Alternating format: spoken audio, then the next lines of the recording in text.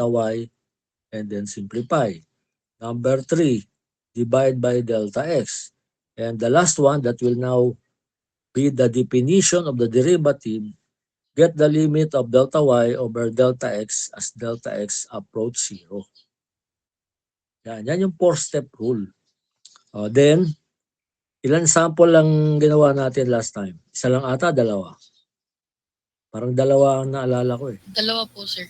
Okay, so ito yung kamukha ng isa. Yung pangalawa, ano ba yung ginawa ko sample? Yung naka-quotient o yung naka-radical? Naka-radical po. Radical po. Naka-radical. So ito yun, no? Yung multiply mo ng conjugate. So bali yung third example, wala pa. Doon tayo natapos. O sabi ko, aralin nyo na lang yung sample dito. Ano ba sinabi ko? Nag-proceed ba tayo sa basic formula dito? Hindi po. So ito, hindi pa natin naumpisahan. Hindi. Kaya nga ako nagtatanong ng mga mga summary sa klase kasi nga halimbawa, I have 5 sections ng calculus. Pero hindi pare-parehas yun eh. Kasi yung iba kompleto. Gaya nung isang klase ko sa yung Wednesday, bukas mag-i-exam na sa Wednesday mag-i-exam na sila. Kasi kompleto kami dun eh, yung walang time na sila nagpa-excuse. Kasi kayo nagpa-excuse kayo nung nung merong pressure run ba yon? Diba Monday yon? Okay, buti nga nakapag-klase tayo nung nung magkaroon ng tawag doon. Ay, hindi. Jeepney strike. Diba? Nag-online tayo dahil karoon ng jeepney strike. Ngayon, saan ba tayo huminto? Para yung continuity ng discussion natin ay intact. So, nagkadalawang example tayo dito. So, na-discuss ba natin yung ganitong problem? Number 2, wala o meron? Wala po. Wala. So, gawin natin third example to. And then, ito ba, nag-start tayo dito sa basic formula? Hindi po. Wala pa. Okay, so dito tayo mag-start. Yung rate of change na pinag-usapan natin kanina, na ginawa natin example yung pre-falling bodies, ito yun, rate of change. Yan. So, ginagamit siya hindi lang sa slope. Although yung kauna-unang application niya, base doon sa discussion natin, yun nga, yung limit ng delta y over delta x as delta x approach 0, which is dy over dx, yun yung slope. Kung ang pinag-uusapan natin ay yung isang curve represented by y equal to f of x, at kinuha mo yung derivative of y with respect to x, that will be the expression for the slope of the curve at any point on the curve y equal to f of x. Ayan. Kaya pag halimbawa, ang tanong find the slope of the following curve. Okay? So, ang ibig sabihin lang yon, hanapin mo yung dy over dx. That is one way of saying, find the first derivative of y with respect to x. Kaya lang, binanggit yung application. Find the slope. Okay, so, para i-refresh din yung memory nyo regarding the 4-step rule. Ayan, ulitin natin dito, no? So, step number 1, add delta y to y, add delta x to x. Yan. So, yan yung pinakamadali basically na step. Kaya kung may exam na ganito, obviously meron, hindi ka masisiro dapat.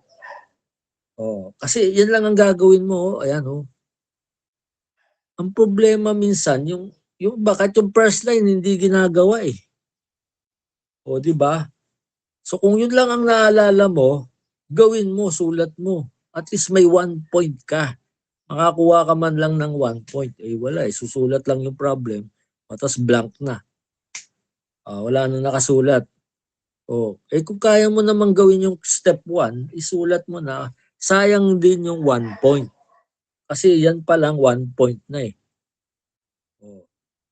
Number 2. Ayan, ito pag umabot ka sa second step, yung nilipat mo yung y sa kanan, kagaya nito, pwede ka pa magkaroon ng 2 points.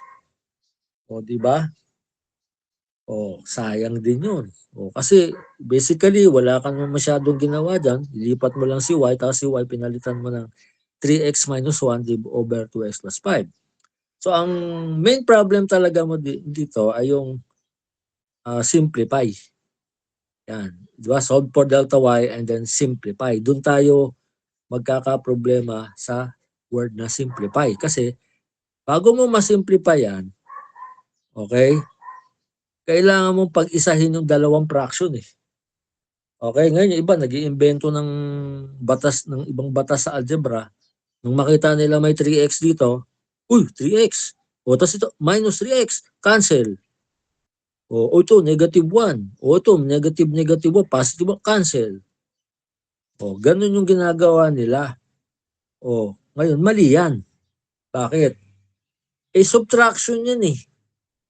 O, paano mo na-cancel yung 3x at saka yung 1 dyan? Subtraction. Yan. So may epekto ito. So therefore hindi basta-bastang kakansilin mo na ganyan yan, no? Ibig sabihin niya, pag ginawa mo yan, hindi mo inaral yung algebra mo. Kasi algebra yan eh. So anong gagawin? Pag-iisahin natin yung dalawang fraction na difference between two fractions yan eh. So kung gusto mong magkaroon ng cancellation, get the LCD. Pag-iisahin natin siya, isang fraction na lang. So para maging isang fraction na lang yan, kukunin mo yung least common denominator. Yun yung denominator nyo, ayan. So when you write down your denominator, as is lang, huwag nyo nang i-multiply, magpapahaba lang yan ng solution nyo na wala namang kainat ng mabuti. Waste of time lang, no? Minumultiply. Ang i-multiply natin dyan yung sa ibabaw. Kaya mangyari, itong 2x plus 5 tsaka yung 3x plus 3 delta x, i-multiply nyo.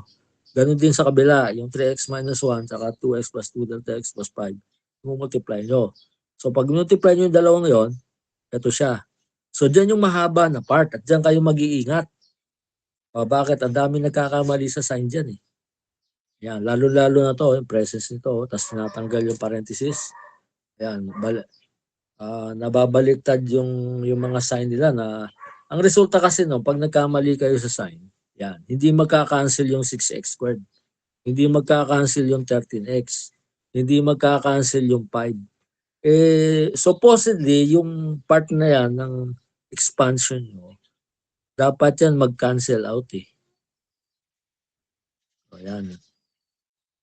Pag hindi yan nag-cancel out, the red flag na yan. Ibig sabihin, sinyalis na yan na you committed an error. Specifically, kung parehas naman yung coefficient, magkaparehas lang yung sign, hindi magkaiba. Ang error dyan, yung sign. Pero kung mismong yung value yung, wari, ito, 12x ba to? 12x dito. Dito, hindi 12x. 10x yung nakalagay mo. Ayan. Pati yung multiplication mo, mali. Ayan. Kaya, huwag ka munang tumuloy dun sa step 3. Hanapin mo muna kung saan kasi dapat magkakaroon yan ng cancellation. In fact, pag tama yung ginawa mong mga cancellation, ang matitira na lang itong dalawa eh. Ayan. Ayan, talagang hindi yan magpaparehas. So, kasi pag yan nag-cancel out, mas malaki problema mo pag lahat nag-cancel out. Ibig sabihin no, zero. Derivative nito, zero. Kasi nag-zero yung taas eh. So, marami magka-cancel out, pero may matitira dyan. Hindi pwedeng lahat mag-cancel out. So, ang natira dyan, 15 delta x saka 2 delta x. So, combine them, ito na siya. So, ito yung part na na-simplify na natin. So, we can now proceed to the third part, which is easy also. Okay? So, kung nagawa mo to, di lalong kayang-kaya nang gawin yung third. Kasi, i-divide mo lang naman ng delta x both sides eh. So, ito yun. Di ba? Nawala lang yung delta x na kasama ng 17 kasi nga, divide mo. Then, lastly, yung panghuling step, kunin mo na yung limit ng delta y over delta x as delta x approach 0. So get the limit of both sides. Ayan. So yung ngayong limit ng delta y over delta x as delta x approach 0, okay, gagamitan nyo to ng property number 3 dun sa properties or theorems ng limits. So according to that property, the limit of a quotient is equal to the quotient of the individual limits. So kunin mo yung limit ng 17. Din sabi natin, the limit of a constant is the constant itself. Okay, so kung 17 yan, kinuha mo limit ng 17, doesn't matter kung ano yung limiting condition mo sa baba, 17 pa rin yan. Doon naman sa baba, yan, kunin mo yung limit nung nasa baba. So kaya nga kanina sabi ko, don't need to multiply them kasi ang gagawin mo lang naman dyan ay gagawin mo 0 yung delta x. So pag ginawa mo 0 yung delta x, ito yan, magiging 0 yan. Magiging 2x plus 5 multiplied by 2x plus 5. At hindi mo na rin kailangang i-expand yung 2x plus 5 squared. No? Yan na yun, as is. So 17 over 2x plus 5 squared is your final answer. Yung dy, ito namang limit of delta y over delta x as delta x approach 0, gawin mo siyang y prime. Hindi natin na isulat dito. Yan. Isulat mo na lang dito yan. So yan, ganyan dapat itsura ng final answer nyo. Y prime or you prepare dy over dx, dy over dx is equal to 17 over 2x plus 5 quantity squared. So any question with our third example for the use of the four-step rule. So definitely may ganyang tanong sa quiz because that is a major topic. May tanong ba dun sa tatlong samples natin dito?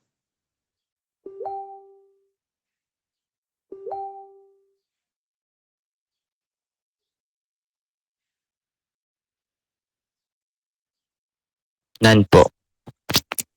Tagal mga nabot ng 30 seconds. Ayun, kung merong yes, humabol ka, no? Yes sir, may question ako. Ayan. Wari, naunahan ka nung nagsabi, no? Habulin mo. No? Baka naman dahil naunahan ka ng no, no ka na rin. Kahit na may tanong na umuukil-kil sa isip mo.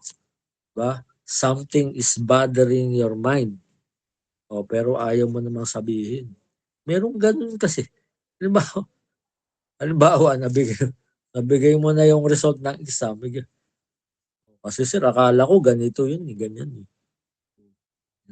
Bakit hindi mo kinlarify nung diniscuss natin yan? Para pagdating sa exam, maliwanag na lahat. Meron ka palang tanong, hindi mo tinanong bago mag-exam. Sana tinanong mo agad doon. Huwag mo lang itatanong yung tungkol sa exam mismo. Kung ano itatanong sa exam. Yung principles, yun ang tanong. Okay, ngayon, base sa nakita nyong tatlong example, o kaya kung kayo nag-solve yun on your own, sa bahay, no? Isa pa yan class kasi ito lagi kong sinasabi, ewan ko lang kung nakikinig estudyante sa akin. Ang sabi ko sa kanila, you want to achieve competency in solving problems in math? Okay? Kasi maraming paano daw magiging magaling sa math? Simple lang, sundin mo lang yung tatlong rules. Una, solve problems. Yan yung una. Yung pangalawa, solve problems. Hulaan nyo yung pangatlo kung ano. Ano yung pangatlo? Hulaan nyo. Solve problems. Sino yan? Ano sabi? Ano yung pangatlong rule? Solve problems din po. Solve problems? Mali. Yung pangatlo ay solve more problems. Ayan. Ngayon, ang tanong ko sa estudyante, ginagawa nyo ba yon?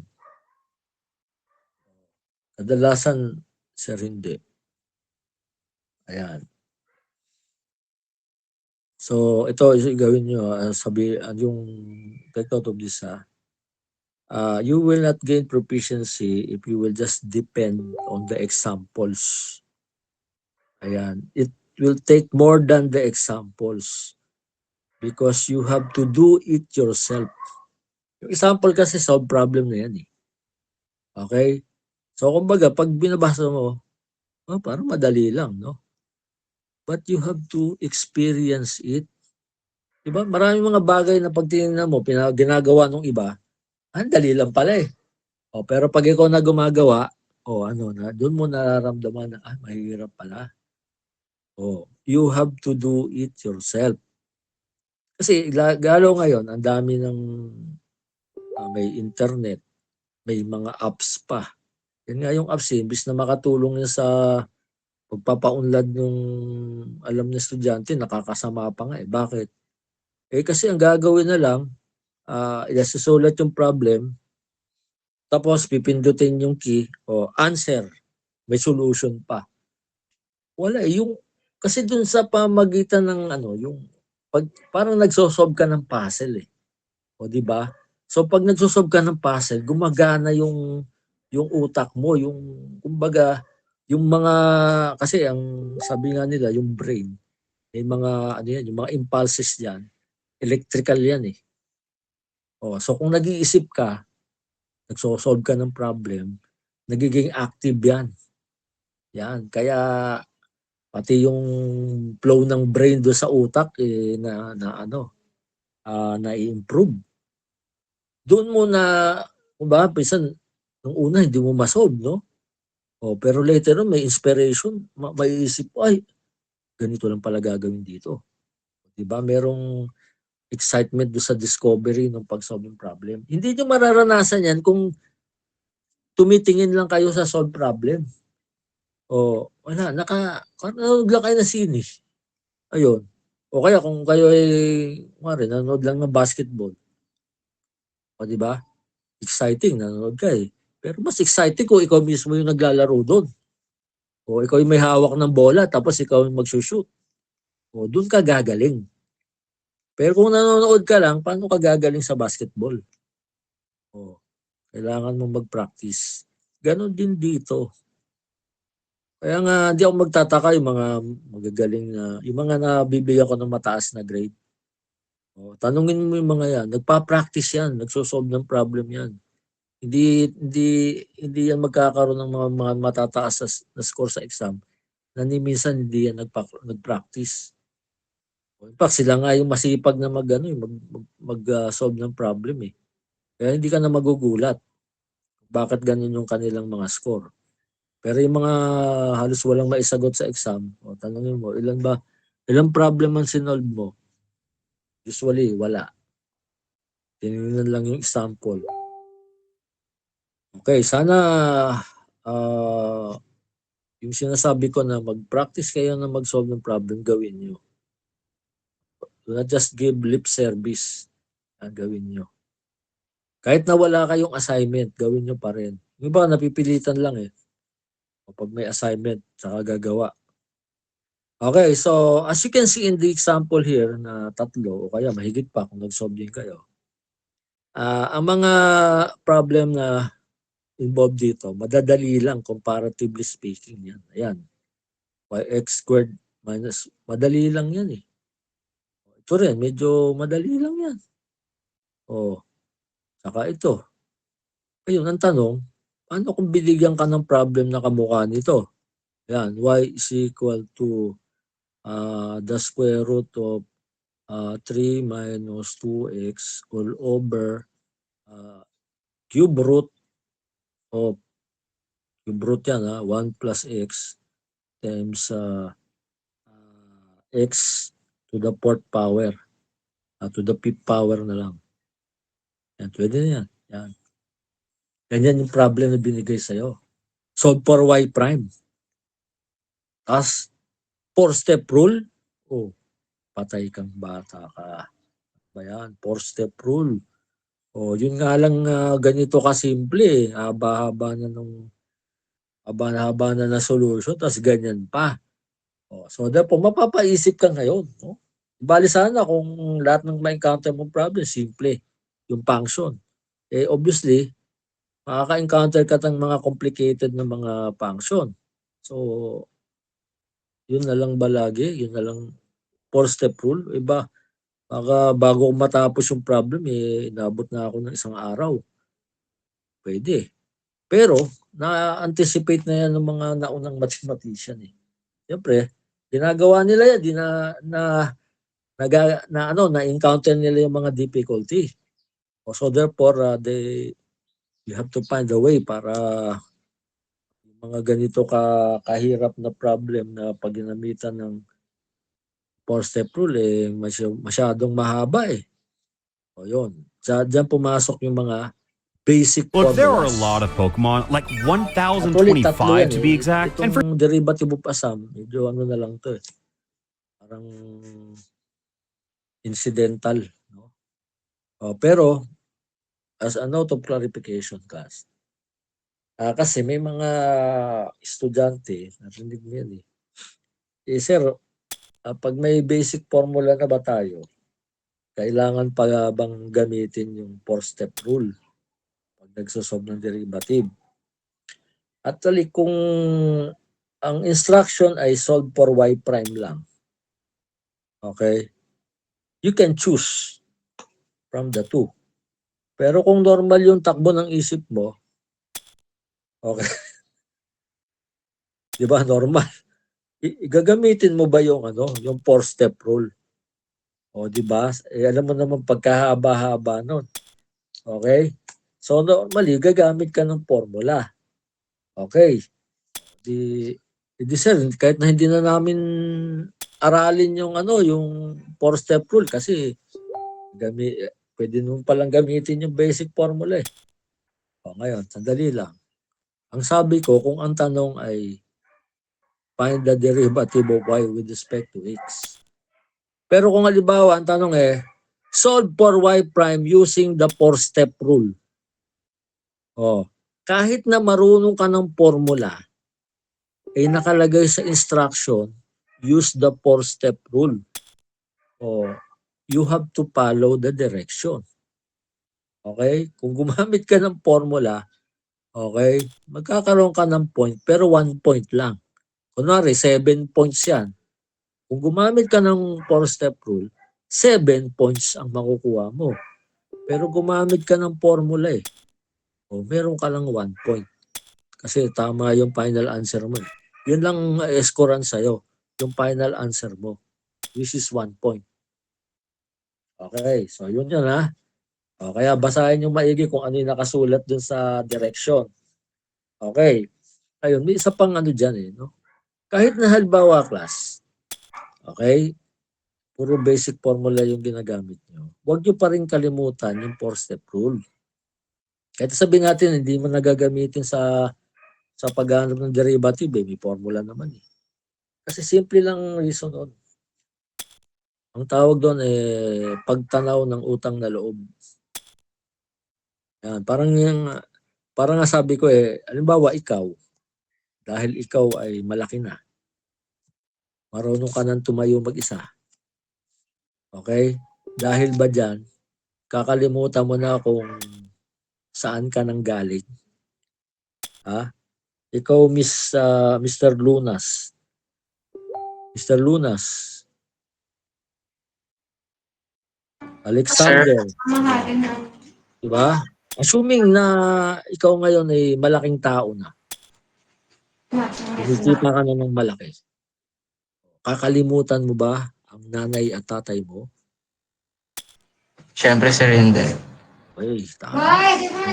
Kasi kung wala sila, hindi ka naman mabubuo dito sa mundong ibabaw Okay? So, parang pagtanaw lang yan ng utang na loob. Okay. So, katulad din dito. Later on, hindi nyo nagagamitin yung four-step rule na yan kasi nga mahaba. Mahirap yung proseso. Gagamit lang kayo ng formula. Pero hindi nyo kakalimutan yung 4-step rule. Bakit? Kasi kung wala yung 4-step rule, itong mga formulas na to, wala din yan. Kasi ginamit natin yung 4-step rule para ma-derive yung formulas. Without the 4-step rule, okay, wala rin tayong basic formula. At remember, yung 4-step rule, doon naka-embed yung definition ng derivative eh. Yung last line ng 4-step rule, yung pang-apat na step, yun yung definition ng derivative eh. O di ba? Get the limit of delta y over delta x as delta x approach 0. Kaya huwag niyong kalimutan. Fortunately, yun namang pagdiderive ng tatlong basic formula, napakadali lang. Isa natin dito sa derivative of a sum. No? So let's say u and b are both functions of the same variable. Let's say x. So u is a function of x, b is also a function of x. And you want to get the derivative of the sum of these two functions. Okay? So, ito, papasok yung 4-step rule. Step 1, add delta y to y. And this time, dahil instead of x, ang representation natin ng dalawang variable, dalawang function na magkaiba, ay delta u at saka u and b. Where u and b are both functions of x. So, imbis na lalagyan nyo ng delta x dyan, u plus delta x, baka yun ang gawin nyo eh. Hindi. So, since variable ang u, ang idadagdag mo sa delta u, sa u ay delta u. Ang dadagdag mo sa b ay delta b. And delta u and delta b are both functions of delta x. So, if u is a function of x, then delta u is a function of delta x. Yan, tandaan nyo. Oh. Okay, so ito na yung second step. Yan, yung second step natin. Ito. So magka-cancel na dyan yung U at saka yung B. Then we now go to the third step. And then after that, immediately we go to the fourth step, get the limit of delta y over delta x as delta x approach 0. So ganun din yung gagawin mo sa kabila. Get the limit of delta u over delta x as delta x approach 0. And the limit of delta b over delta x as delta x approach 0. So therefore, doon sa tatlong yan, i-apply mo na yung definition ng derivative. Kasi sabi natin, the limit of delta y over delta x as delta x approach 0 is dy over dx. So kung yan ay equal sa dy over dx, then conversely, okay, the limit of delta u over delta x as delta x approach 0 is du over dx. Same thing with the other one, db over dx naman.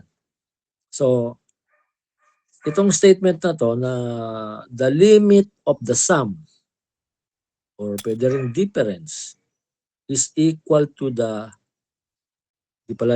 derivative of the sum of two or more functions is equal to the sum of their individual derivatives.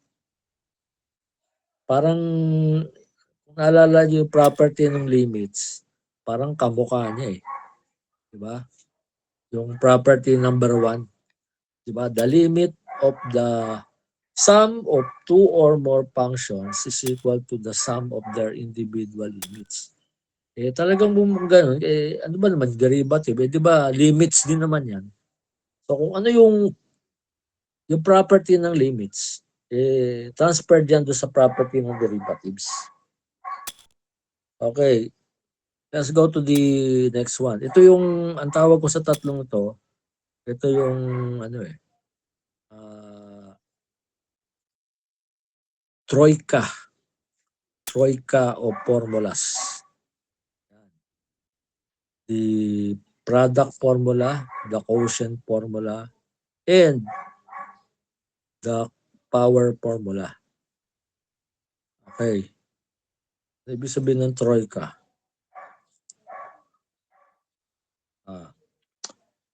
Mr. Tinawin. Ano yung troika?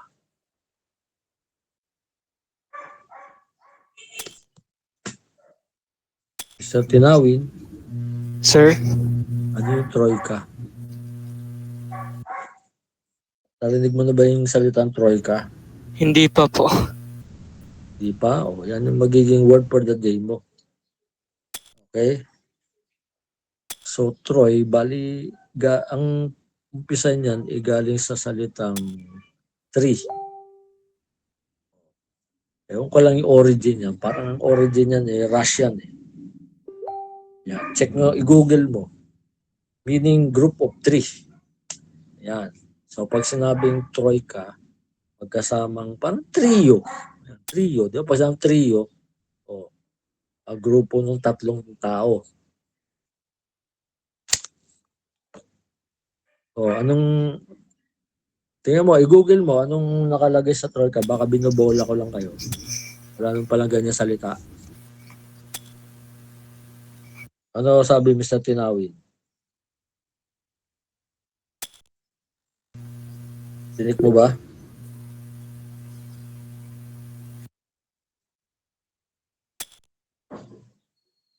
Yan pa ba si Mr. Tinawin?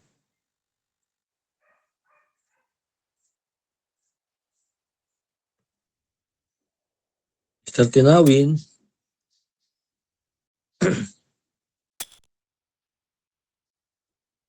Wala na.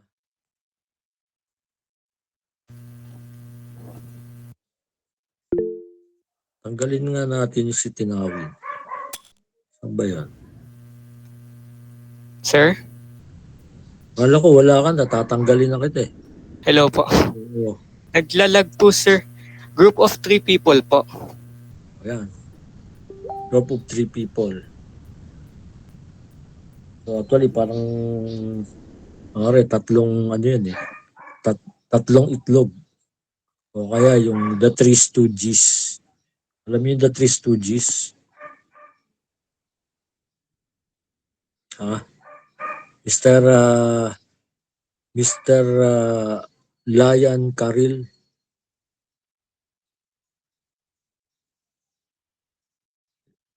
Lian Carril.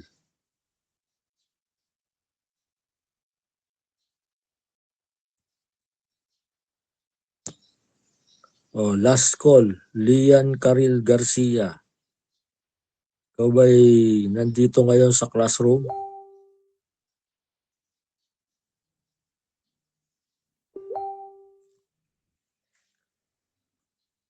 Okay, punta tayo kay Annalise Ruth.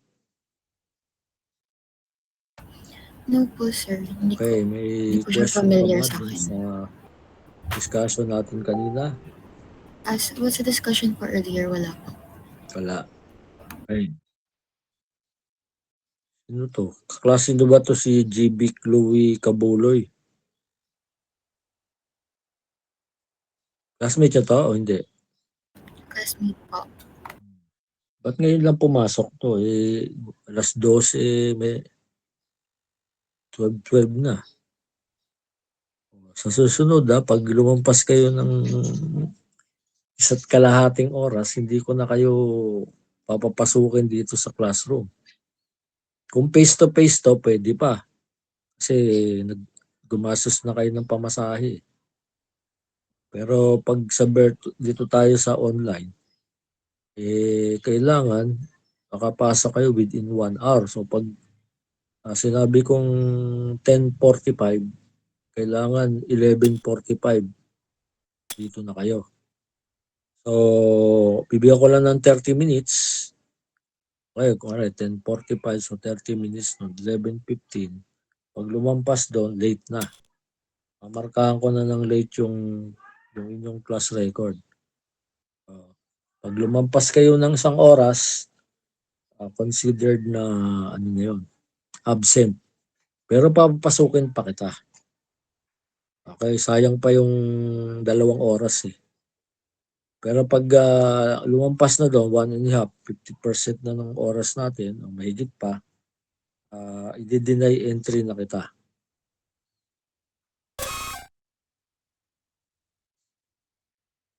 Okay, si Carl Sebastian. Yes, you're raising your hand. May question? Wala po, sir. Wala. Okay. So hopefully, hindihan nyo ha. So, nagagawin ako kasi parang to check kung nandyan pa kayo eh.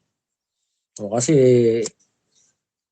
lalo na nung mga 2020, pasimula pa lang ng mga online classes. Naku, meron pa akong nahuli dyan. Hindi niya alam, naka-open yung mic niya eh. Naglalaro ata ng computer games eh. Excited na excited eh. Baka napindot niya yung kanyang microphone. Nagulat ako, biglang merong nagtatawa eh. Oh. Yung pala, naglalaro ng games habang nagle-lecture. Okay, ito yung una nating i-derive. Tali, pangalawa. Ito yung derivative of the product. But it is one of the big three, o yung troika. So again, same definition for U and B, both functions of X. So you want to get the derivative of the product, UB. Okay, so follow the four-step rule. Add delta Y to Y, add delta U to U, add delta B to B. And then solve for delta Y. So if you do that, automatically, just like in our first discussion, magka-cancel out yung UB. Next, you divide by delta X. So when you divide by delta X, yung right side natin, merong U delta B over delta X, B delta U over delta X, plus delta B, delta U, delta B over delta X. Yan lang ang mangyayari doon. And we now go to the limit. Okay, again, following yung properties ng limits, bawa ito, the limit of the product is equal to the limit of the product of the individual limits. Yan. So pag kinuha nyo yung limit ng U as delta X approach 0, since wala namang delta X dyan sa U, okay, automatically the limit of U as delta X approach 0 is U. O yun. Then yung limit of delta B over delta X as delta X approach 0, na-establish na natin yan earlier, that is equal to dB over dx. Okay? Next, we proceed to the next step. So, technically, parehas lang naman ang forma niyan eh. Ang naiba lang, bis na U, B. So, kung ano yung ginawa nating reasoning doon sa una, yun din naman sa pangalawa. Okay. Ngayon, pagdating dito sa pangatlo, bakit nawala? Bakit nawala yung limit ng delta U times delta B over delta X as delta X approach 0? Bakit nawala? Nasaan napunta yun? Class, alam mo ba ang dahilan? Alam mo ba ang dahilan na Mr. Alarcon? Sir, hindi po. Hindi. Okay, isa-isayin natin ha. Yung limit ng delta B over delta X, yan, as delta X approach 0, ano value niyan? Ano value ng limit of delta B over delta X as delta X approach 0? What is that equal to? 0 po, sir. Nakikinig ka ba kanina? Di ba ginawa na natin parehas lang yan na limit of delta B over delta X as delta X approach. Parehas lang yung dalawang yan eh. Ano limit ng delta B over delta X as delta X approach 0? Anong sagot nyo dito? 0 ba to? 0 ba yan? Di ba yung limit ng delta B over delta X as delta? Kanina doon sa una nating sample, lumabas din yan eh. Di ba ginamit na natin yung definition ng derivative. Kaya dB over dx. Kaya yan, dB over dx din yan. Yan. So ngayon, kung yan ay dB over dx, ba't nawala? Dahil dito. Yan, dahil sa limit ng delta U as delta X approaches 0. Oh, di ba sabi natin kanina, u is a function of x. So what is delta u? Function of, sinulat ko pa yan kanina eh. Function of Delta X po. delta x. Oh, so therefore, if you get the limit of delta u, which is a function of delta x, and you let delta x approach 0, what do you think will happen to the limit of delta u? Obviously, it will be approaching 0 also. Yun yung dahilan kaya nawala. O, kasi ito may value ka. O, limit of delta b over delta x as delta x approach 0 is db over dx times 0. O, di 0. Diba? So, kaya nawala siya. Oh, and buti nga nawala, kundi mas komplikado yung equation nyo. No? Actually, ang tawag dyan, infinitesimals eh. Actually, sa pag na-discuss nyo ng mas detalye, merong ano yan eh, dagdag na info. Hindi naman siya actually 0, pero napakaliit niya. Napakaliit. Ang tawag dyan, infinitesimal value eh. Infinitesimal.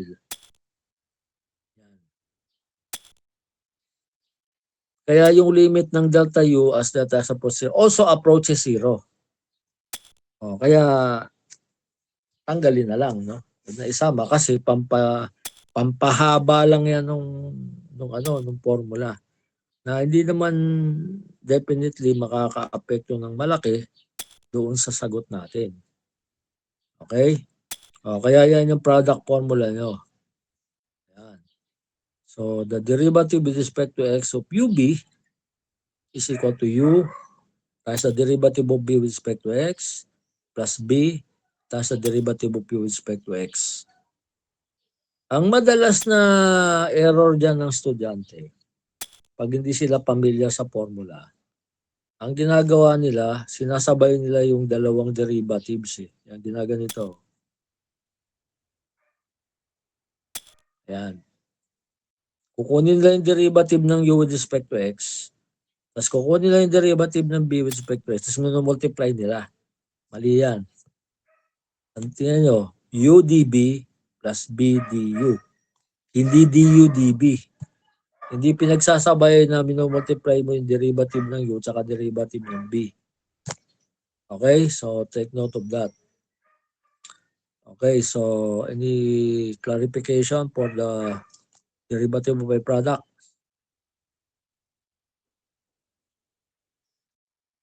Mr. Cartalia. Wala naman po.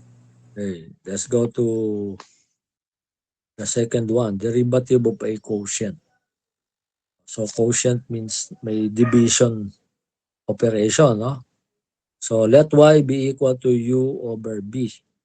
So same principle. Step 1, add incremental values to the variable. Step 2, solve for delta y. And as you notice, ito ay kamukha nung sa 4-step rule natin na second example. Yung nag-LCD. O, ganito yun eh. Yan, yun nga lang, specific yun. Ito, generalized. So, after solving for delta y, you have the difference of two fractions involving u and b. So, get the LCD. Ayan. So, ngayon, doon sa LCD natin, mas madali siyang iproseso. Okay? UB will cancel out with BU. Ayan, ito, BU tsaka UB. So, yung matitira sa taas, BDU minus UDB o delta B all over B times B plus delta B. Ayan. Then, we just divide by delta X. Ayan. So, again, pag divide mo yung taas ng delta X, individually, pagkakaroon ng delta X sa dalawang expression natin na B delta U tsaka U delta B. Ayan. And then, step 4, get the limit of delta Y over delta X as delta X upon 0. So, kunin mo rin yung limit nito.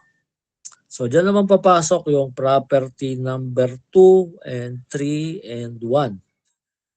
So, tatlong properties ng limits ay papasok dyan kasi may subtraction operation.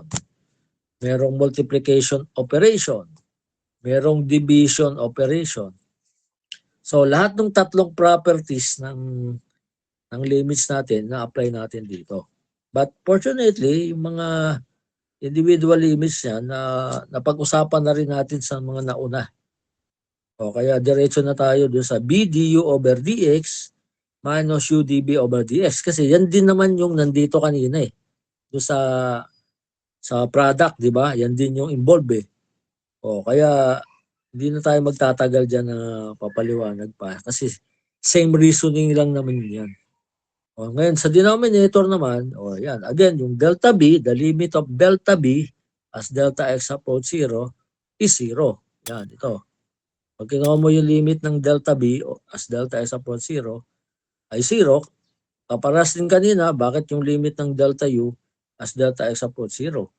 O, sabi natin, kasi u is a function of x, delta u is a function of delta x. So, ang b is a function of x, therefore, delta b is also a function of delta x. So, for the same reason that we made the limit of u earlier 0, delta u 0, o ganun din dito, the limit of delta b as delta x approach 0 is also 0. And we came up with this final form we know as the quotient formula. The derivative with respect to variable x of the quotient u over b is equal to b du over dx minus u db over dx all over b squared. So dito medyo nagkakalituan yung yung mga gumagamit ng formula na yan. Doon sa kung alin yung u, alin yung b. So madali naman tandaan. O, di ba? Although kung gusto mong baliktarin, wala kang magagawa, gusto mong baliktarin. O, basta baliktarin mo rin yung equivalent na formula, no? Bawa, ginawa mo, derivative of b over u. O, nasa taas yung b mo, nasa u yung baba. Eh, yung formula mo, magiging u db over dx minus b du over dx all over b squared. Babaliktarin mo all over u squared. Babaliktarin mo lahat yan. O, ngayon, para hindi na magulo, yan yung sundin nyo. Diba? At saka, yan, diba? U. Parang, ihalin tulad mo yan sa salitang up or upper. O, diba? Kaya, U, sa taas yan eh. Kasi, yung U nagre-represent ng upper or up. O, paano naman yung B? Medyo tatagalogin natin. O, B, baba. Baba o baba sa ilalim. Diba? So, paano mo pa mababaliktad yan? Yung U, up or upper. B, baba. Alam mo yung baba, lagay mo sa taas. Okay? So, paraan lang yan para madaling. Ito din, madalas na error dyan. Nababaliktad yung UDB tsaka BDU. So, tandaan nyo, BDU minus UDB all over B squared. Mababaliktad lang yan kung binaliktad nyo to. Ayan. Ginawa nyo yung derivative of B over U. So, magiging UDB minus BDU all over U squared.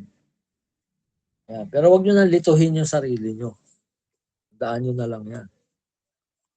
Okay, so any question with the quotient formula?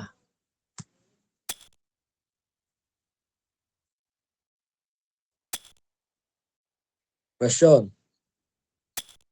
None po. Okay, let's go to the third and last of the three basic properties. We call this the power formula. Okay, so let's say your y is equal to u to the n, where again u is a function of x. And this time yung exponent na n is a constant number. Constant siya, hindi variable. Constant. Okay, so step 1, ganun pa rin. Add delta y to y and delta u to u. Then expand. So dito medyo may konting komplikasyon doon sa expansion kasi nga depende kung ano yung exponent mo.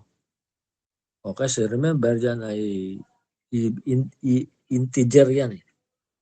Okay, positive integer. So it could be 1, 2, 3, 4, 5, and so on and so forth. Could be even be 100.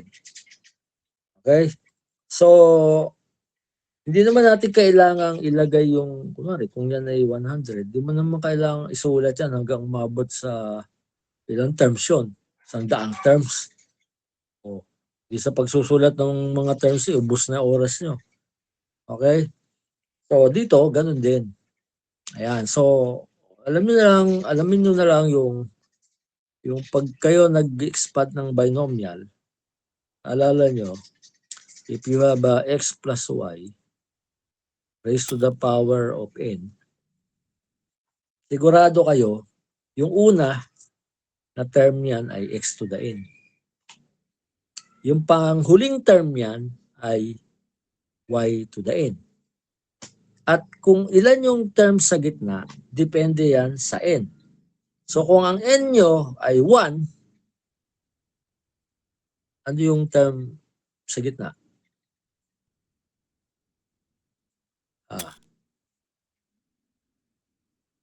Ano yung term sa gitna? Bawa, x plus y raised to 1. Oh, ano yung gitnang term nyo?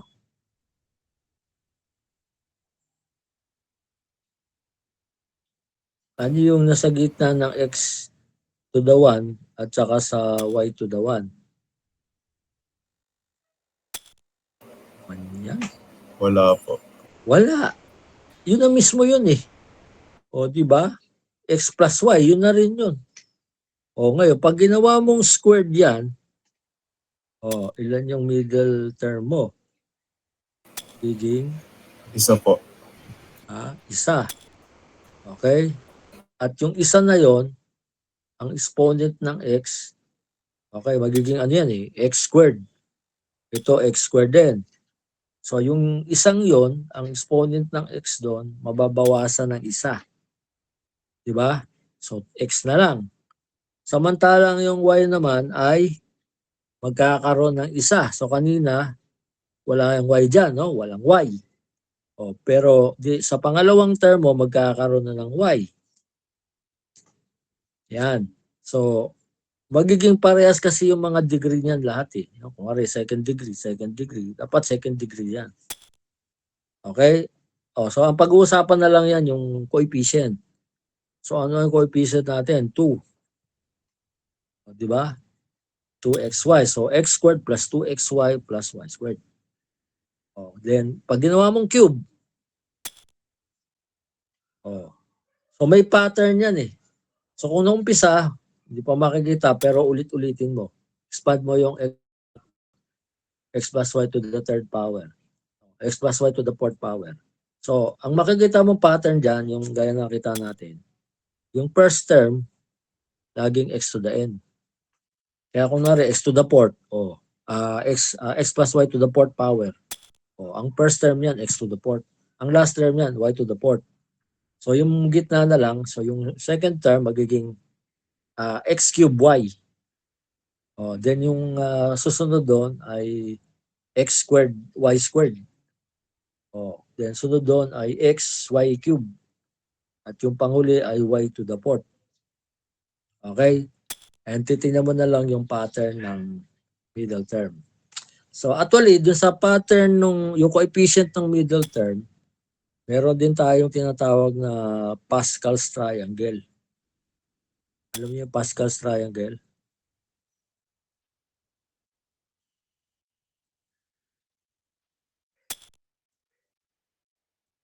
Familiar ba kayo dito?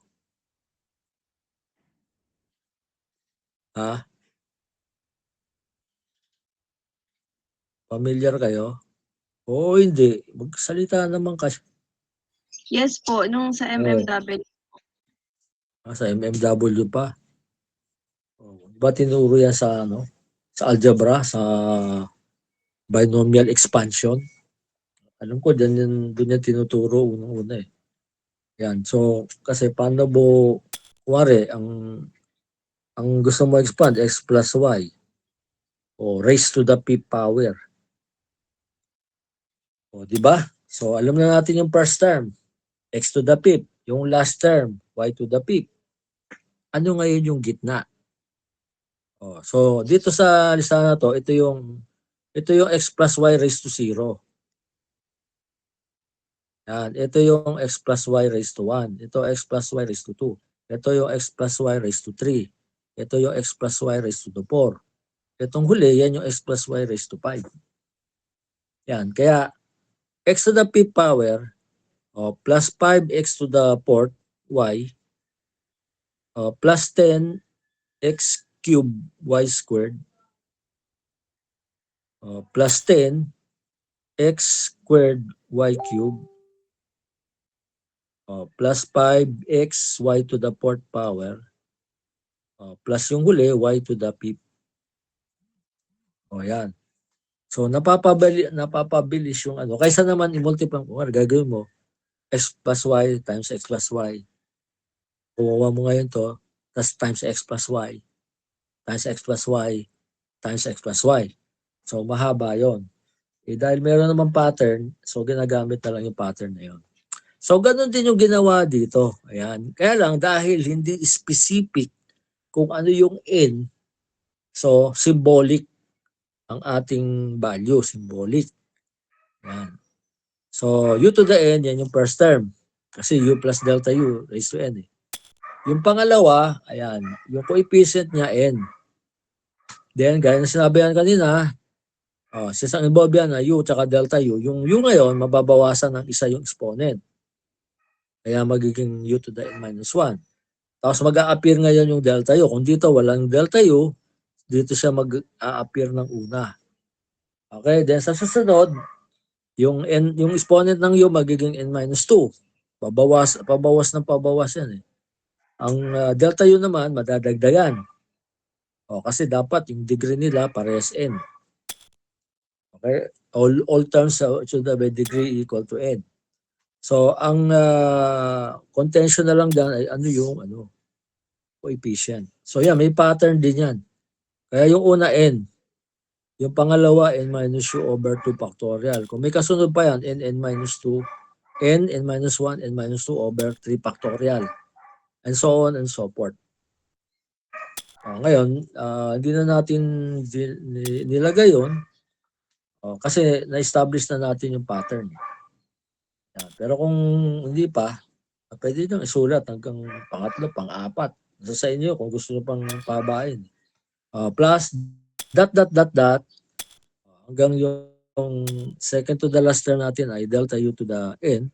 At yung last term, yung u to the n na value ng y. Then that's the only time na makakancel natin yung u to the n. Okay, and then you divide by delta x. So, mangyayari lang naman yan, yung dulo, lalagyan natin ng delta u over delta x. Yan lang yung nangyari doon. Ito ngayon, magiging delta u, tapos times delta u over delta x. Ito din, ayan. Delta u to the n minus 1 times delta u over delta x. Okay? Then we now proceed to step 3 at step 4 na. Limit, get the limit. Okay, so katulad din nung nangyari kanina, yan. Apply property number 2. Ano limit ng n? Since n is a constant, ang limit ng n ay n din. How about u to the n minus 1? Ang u natin, function of x.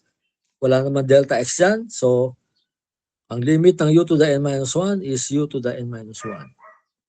And then lastly, yung limit ng delta u over delta x as delta x upon 0. Pag-usapan na rin natin yan earlier. So that is equal to the derivative of u with respect to x.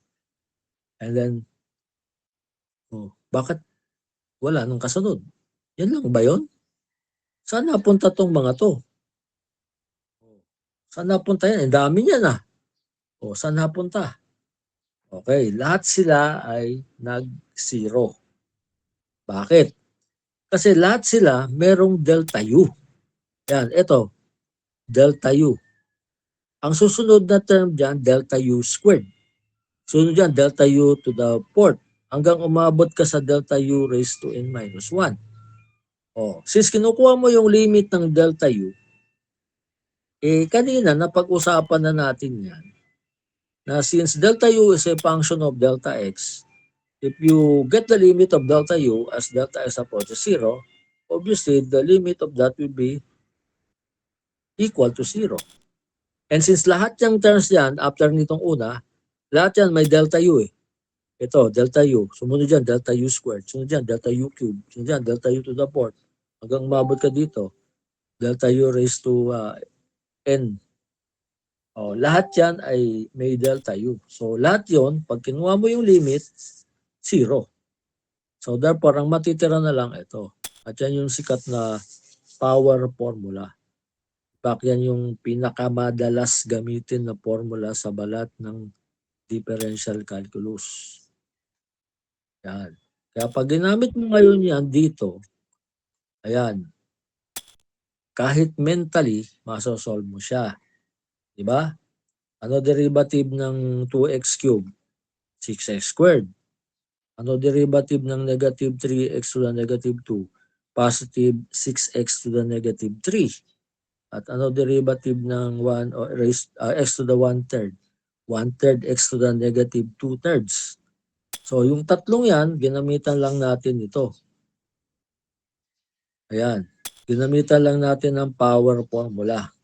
Diba? So that is how powerful that formula is. Kung yan ay gagamitan nyo ng 4-step rule, orasan nyo yung sarili nyo kung kailan kayo matatapos, kung matatapos nyo. Pero kung gagamitan nyo ng power formula yan, mahaba pa yung 1 minuto. Diba? Mahaba pa yung 1 minuto. Ayan yung sagot to. Sinagot natin kaya. 6x squared plus 6x to the negative 3 plus 1/3 x to the negative 2/3. So, ganun siya kadali. Yung letter B, yan. May quotient. So, kung gagamitan mo yan ng 4-step rule, matagal pa rin yan. So, ang ginawa lang natin, either pwede kang mamili sa power formula o kaya pwede kang gumamit ng quotient formula. So, dito, ang ginamit ay power formula. No? Kasi constant naman yung sa taas. Okay, so inangat lang yung denominator, naging 7x minus 5 raised to negative 1/2 using the law of exponents. And then gumamit na tayo ng power formula, binaba natin yung negative 1/2 multiplied by 5. Then kinopya natin yung u, binawasan natin ng isa yung exponent, negative 1/2 minus 1 is negative 3/2. Then kinuha natin yung derivative ng 7x minus 5 which is 7. Okay. Now, etong part na to, ito. Yung du. Hindi ko malaman bakit yan ang pinakamadalas na nakakalimutan ng estudyante. Ang dalas-dalas niyan. So, hindi ko masabi ngayon. Makikita natin sa quiz number 1 nyo. Tingnan natin kung merong makakalimot dyan sa dulo. Yan talaga pinakamadalis, pinaka-common source of error. Yung nakakalimutan kunin yung du. Yan. So, tandaan nyo, yung dulo ng power formula nyo, ayan, no? May du over dx sa dulo. Yan yung nagre-represent do sa 7. Kasi ang u mo dyan, 5x minus 5. So, pag ginawa mo derivative ng 7x with respect to x, ang sagot dyan ay 7. Yung 5 naman, derivative ng constant ay 0. Okay, for our third example, yan. So, tingnan nyo ngayon tong problem na to, compared mo dun sa solution pala ng problem na yan, compared mo dun sa example natin na gumamit ng 4-step rule. Yung example number 2. Ayan. Ito yung kamukha lang yan. Kung parehas. 3x minus 1 over 2x plus 5.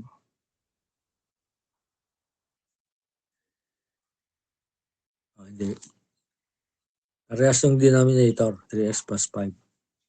Parehas sa taas. Pero tingnan mo yung solution natin. No? Basically, 3 steps lang.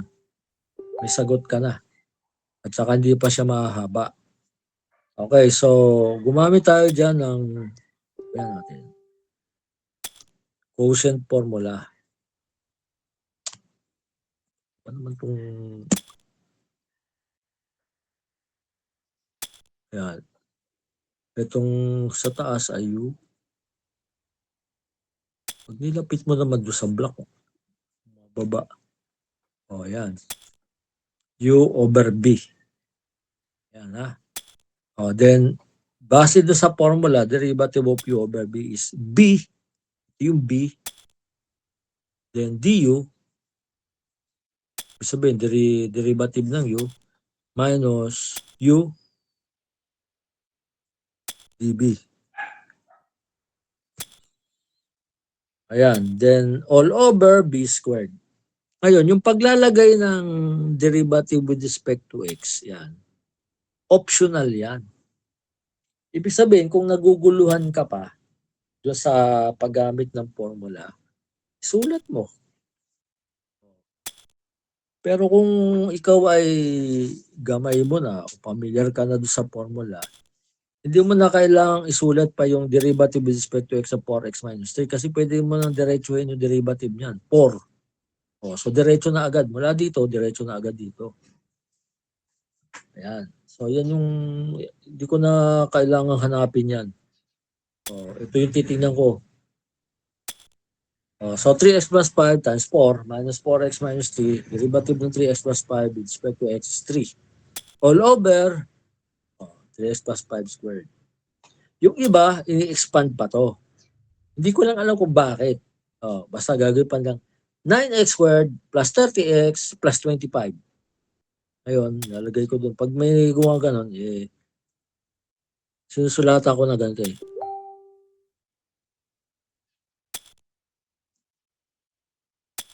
Ayan. Sinusulatan ko ng ANMD. Kaya magtatanong yung estudyante, Sir, ano ba yung ANMD? Alam niyo ba kung ano yung ANMD? Mr. Amis Consimino. Hindi po. Ikaw ba yun? Consimino? Opo. Akala ko Evelyn. Ano yung pangalan mo? Ebien? Evian po. Ebien. Ano, Opo. pangalan ng ano yan? Saan nanuwa yung pangalan mo? Russian? Hindi ko po alam eh. Hindi mo alam. Tanungin mo assignment mo yan. Opo. Tanungin mo sa nanay o tatay mo. Sige po. Saan galing yung pangalan ko? Assignment kasi namin. Opo. Saka Cody, no? Cody. Baka naman mahilig ka sa kodigo. Kaya Cody. Cody pinangalan sa'yo. O kaya baka ang tatay mo ay galing sa Kodiak Island. Alam mo yung Kodiak Island? Opo. Saan? Hindi ko po alam. Hindi mo alam? Sabi mo oo. Ang Kodiak Island ay isang island sa Alaska. Tingnan mo sa mapa. Ang galing ba tatay mo o nanay mo sa Alaska? Hindi po. Baka doon kinuha nila yan Kodiak. Although may Kodiak din na palabas sa TV. Dati. Kodiak. Ganyan yung spelling. Ang bida dyan si Telly Sabalas. Yan. Kaya naging code name ko dati yan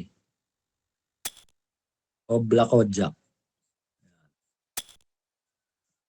Nung high school ako, ang tawag ko sa sarili ko ay Obla Kodiak. Kasi favorite kong palabas dati yan. Alam ba yung ANMD? Hindi po. Ano napala mo dyan? Kasi in-expand di mas mahaba pa isusulat niya. Bisa 3x plus 5 squared lang. 9x squared plus 30x plus 25. Hindi mo naman kailangang expand yun. Pampadagdag lang ng gagawin yun eh. Kung doon ka pa nagkamali, doon sa expansion mo, namali ka doon sa middle term. Kasi normally sa middle term nagkakamali.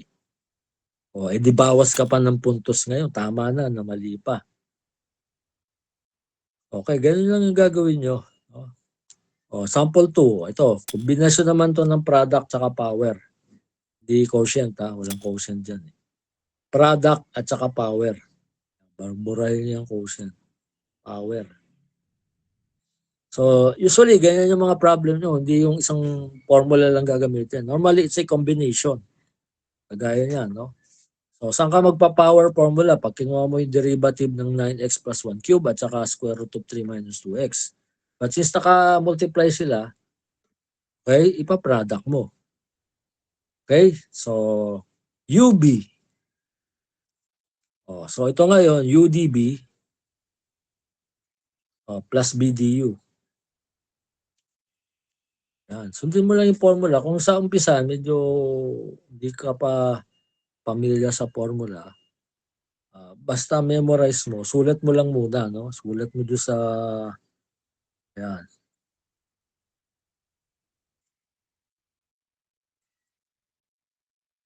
Yan. Parang guide. Although hindi na kailangan yan kung memorize mo naman.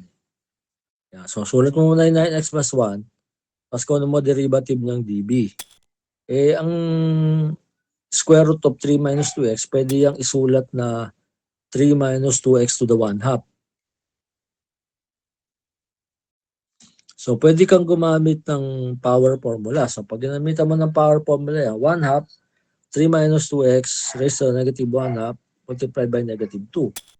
Or, merong shortcut yung derivative ng square root of u.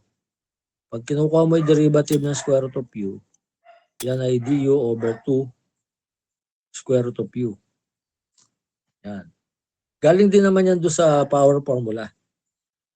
Okay? Kasi pag sinimplify mo yung ginamitan mo ng power formula, ito rin yung lalabas nun eh. Du over 2 square root of u. So, yan yung ginamit dito para diretso.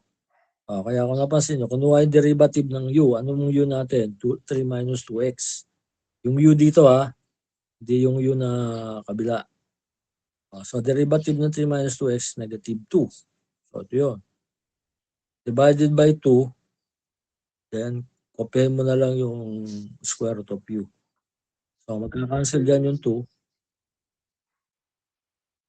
Yan na yung resulta. Negative 1 over square root of 3 minus 2x. So, repeat the process dito man sa kabila. Ang gagamitan mo naman ng power formula dyan, yung 9x plus 1 raised to 3. So, baba mo yung 3. Multiply mo ng 9x plus 1 raised to 2 kasi babawasan mo ng isang exponent. Then, kunin mo yung derivative ng 9x plus 1, 9. Okay. So, pag nagawa mo na yan, nagawa mo na yung differentiation process. Okay? Kumbaga kung exam yan, for example, nakuha mo na yung half of the points, basically, or more than half.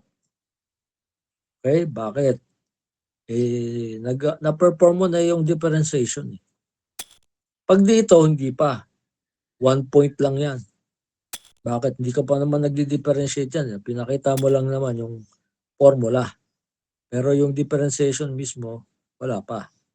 So, pag nakuha mo na yan, differentiate mo na ito, tsaka ito, you will get the maximum points allotted to the differentiation process. So, kung halimbawa, pagpalagay natin, 5 points ang total points niyan, nakuha mo na, pagdating dito sa point na to, nakuha mo na yung 3 out of the 5 points. Pero, bakit 3 lang? Kasi hindi pa yan simplified.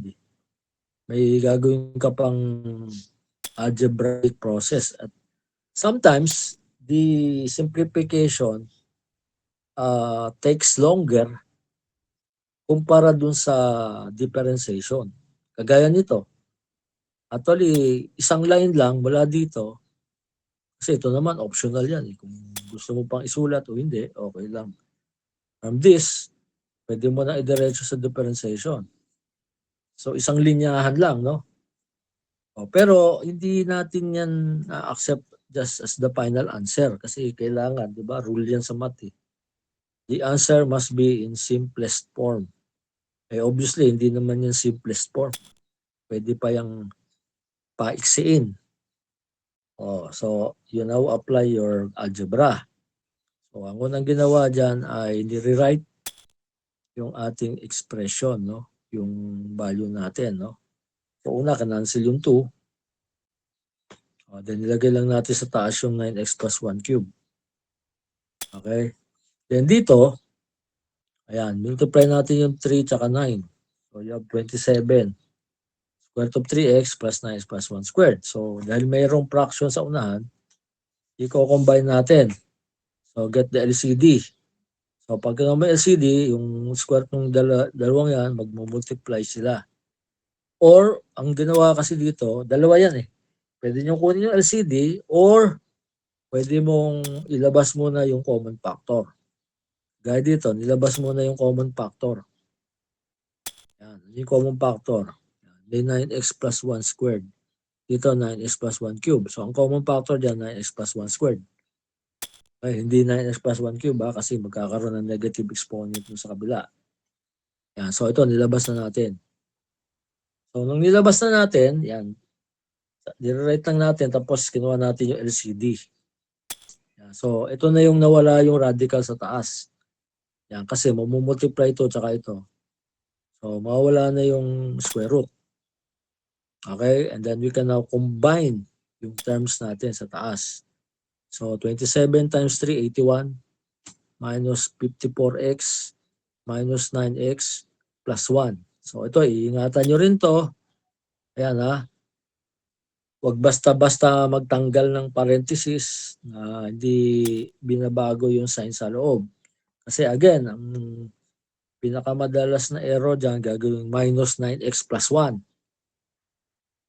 Ayan, no? Yung imbes na minus 1, ang lalagay ay plus 1. Kasi nakita nila plus 1 to, so hindi napansin na minus yan at distributed yan.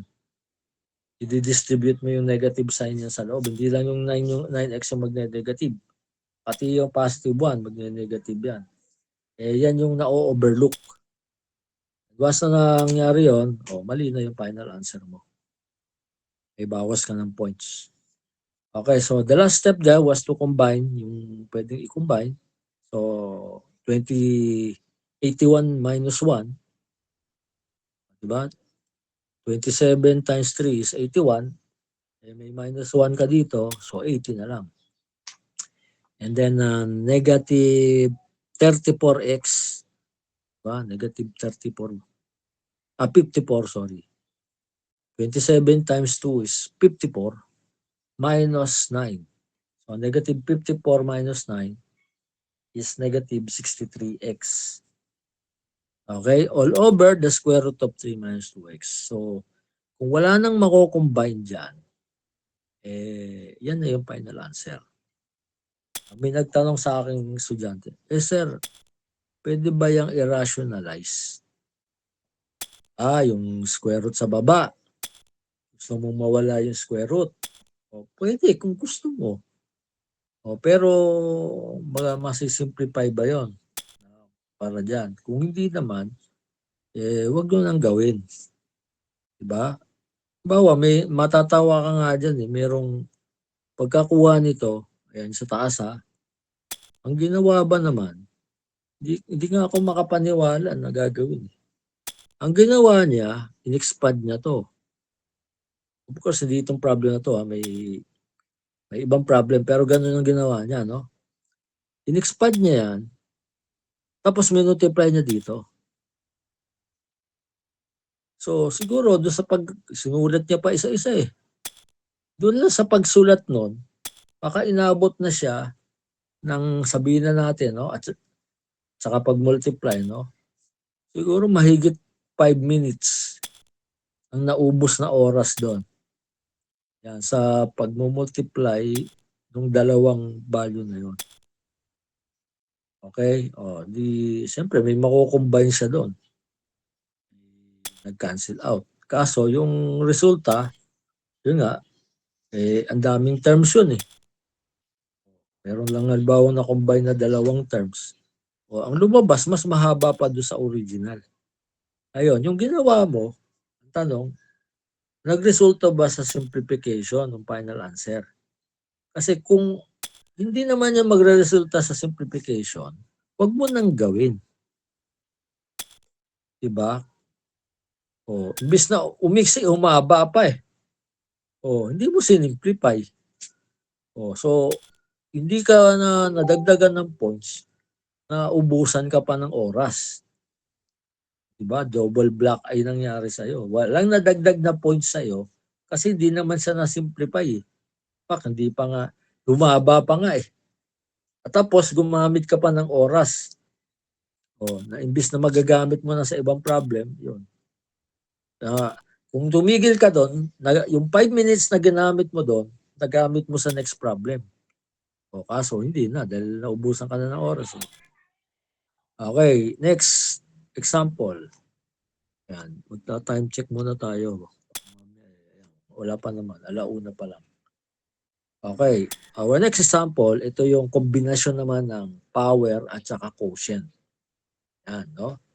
So, ito may alternative ka, no? Kung ayaw mo ng ganitong forma, yan, ayaw mo ng ganyang forma. Yan, pwede mo siyang gawin ganito. Yan. 2x minus 3 raised to 4 over 5x plus 1 raised to 4. I-distribute mo yung exponent. Pwede yan. Kaya kung ganito gagawin mo, ang step 1 mo ay magko-quotient formula ka.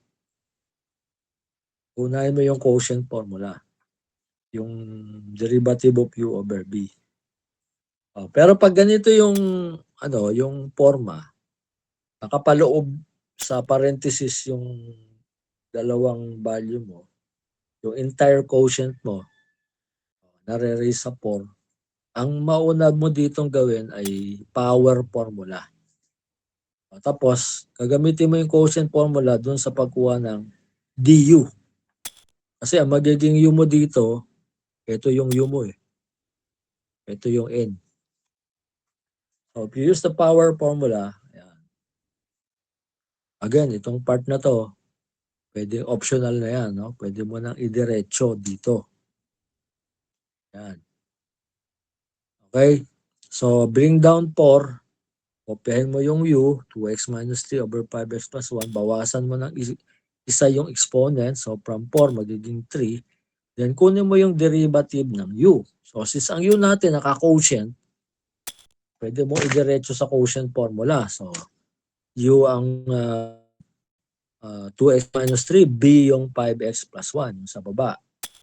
The b du, so 5x plus 1, derivative ng 2x minus 3 is 2, minus, kopya mo yung 2x minus 3, then kunin mo derivative ng 5x plus 1 with respect to x, 5. All over b squared. So, all over 5x plus 1 squared. So, since wala ka namang gagalawin dito, as is lang yan lagi. Yan. Hanggang simplify mo na to. Yan. Dito kasi magkakaroon ng mga cancellation. No? At saka combining similar terms. So, after expansion and then simplifying, you cancel out yung 10x. Then natira 2 tsaka 15, which is 17, divided by 5x plus 1 squared. So, dyan na mako-combine yan. So, 17 times 4, 68. So, 2x minus 3, meron kang 2x minus 3 sa taas. So, as is lang yan, no? Dapat yan, bakit squared yan? Dapat 3 yan, Yan, baka typo error. Ayan, no? Ito. Baka, ito kasi naging squared, Ayan, no? So, cube pa rin yan, cube.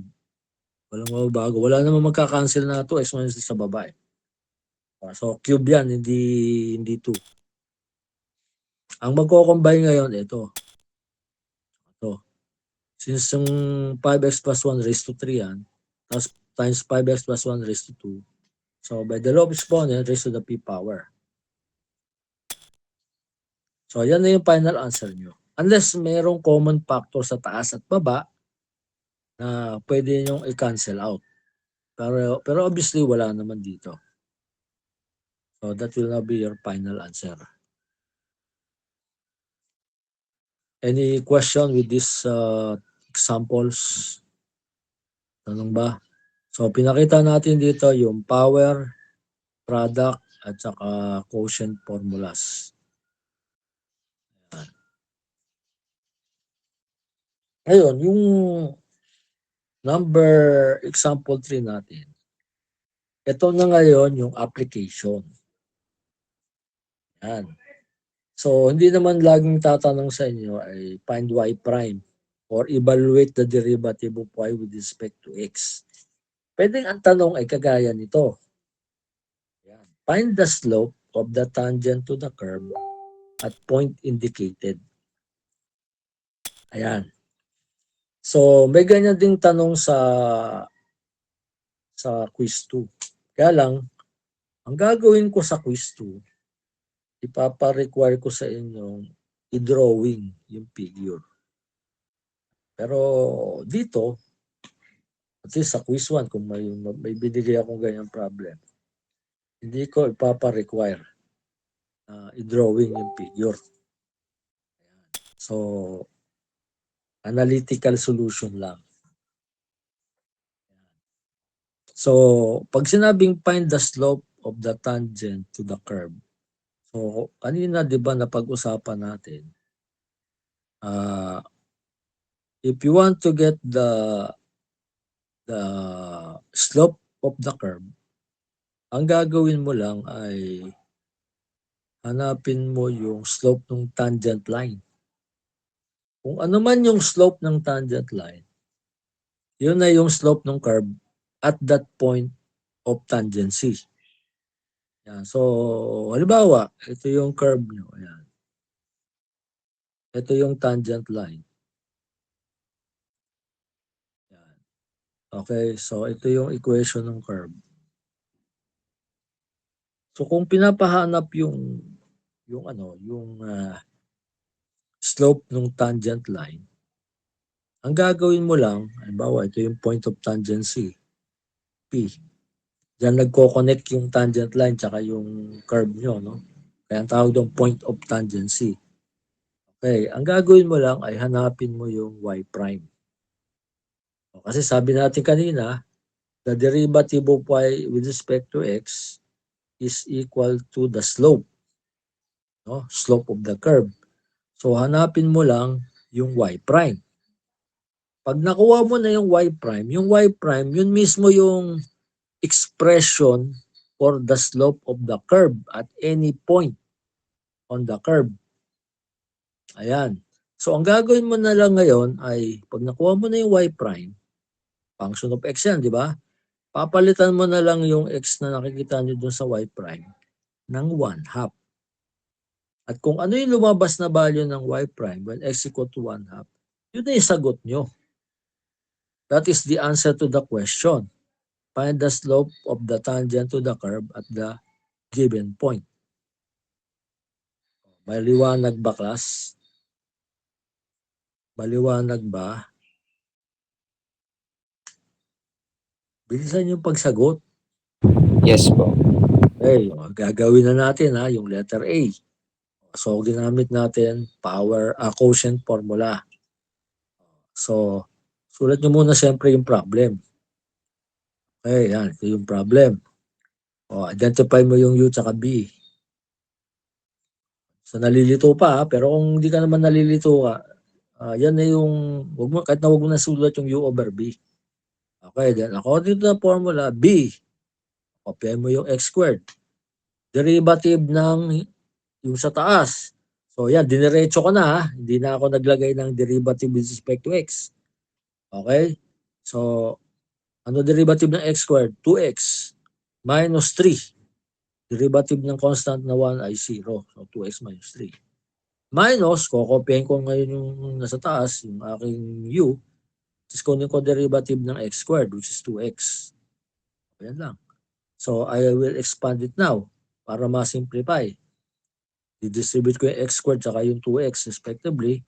And then, pag na-distribute ko na, magkakaroon ng mga common terms yan, gaya ng 2x cubed saka 9x cubed. O di cancel out agad yan. O, then, merong 6x squared minus 3x squared. So, 6x squared minus 3x squared, 3x squared yun. Then, minus 2x. All over x to the 4th power. Pwede pang isimplify, no? So, ilabas ko yung x dito. O, diba? Pa-factor out ko yung x. Tapos makakancel doon sa x sa baba. So, after canceling out x, the value for y prime is 3x minus 2 over x cubed. Okay? So, pwede mo na ngayong ipalit yung x is equal to 1/2. Actually, dito, kung prepared nyo, dito pa lang, pwede mo nang ipalit yung 1/2. Pero dahil maraming x pa dyan, o marami, di ba, ilang beses nag-appear yung x dyan, lahat yan papalitan mo ng 1/2. O baka malito ka pa. O, pero theoretically, pwede mo gawin yun, no? Napalitan agad yung value ng x ng 1/2. Dito pa lang. O, pero we opted to simplify it first. No? So, na-simplify na natin, naging 3x minus 2 over x cubed na. Madali na iproseso dyan. Dahil dalawa lang yung papalitan mo ng x eh. O, di 3 times 1/2 is 3 halves minus 2 all over 1/2 raised to 3 is 1/8. So, simplifying, 3 halves bawasan ng dalawa is negative 1/2 divided by 1/8. So, 1/2 divided by negative 1/2 divided by 1/8 is negative 4. So, the final answer is negative 4. Okay, ngayon, kung gusto mong ma-verify yan, ay i-drawing mo yung figure na to. Yan, drawing mo. And then, tingnan mo, hanapin mo yung kung saan yung x equal to 1/2 doon sa curve na yan. Then, tingnan mo kung ang tangent line niya ay ang slope nga ay negative 4. So, pag negative 4 ang slope niya, parang ganito ang mukha niya. Yan yung negative. Parang negative, parang 1 ito, tas na 4 yan. So, yan yung negative 4. Okay. For letter B, I think last na to. Ayan, kasi 112 na eh. O, yan. Parang yung tanong ngayon, binago ng konti. Okay? Kasi dito sa una, binigay na yung abscissa ng point. Yan, di ba? Binigay na x equal to 1/2. Pero sa letter B, okay, ang binanggit ay where the curve crosses the x-axis. Yan. So, anong pagkakaintindi nyo nung where the curve crosses the x-axis? Anong pagkakaintindi mo niya na Habinyar? Si John Matthew. Anong information ang makukuha mo dyan sa expression na where the curve crosses the x-axis? Kasi yung pagkuha ng y prime, madali lang, di ba? Ang y prime mo dyan y prime is equal to 3x squared plus 3. O, di ba? Tapos na. O, tapos na yung y prime, no? Power formula lang, 3x squared plus 3. Ang tanong, ano yung ipapalit ko dun sa x? Wala naman binanggit dito. Ang sinabi lang ay where the curve crosses the x-axis. So, ang solusyon ay manggagaling dito.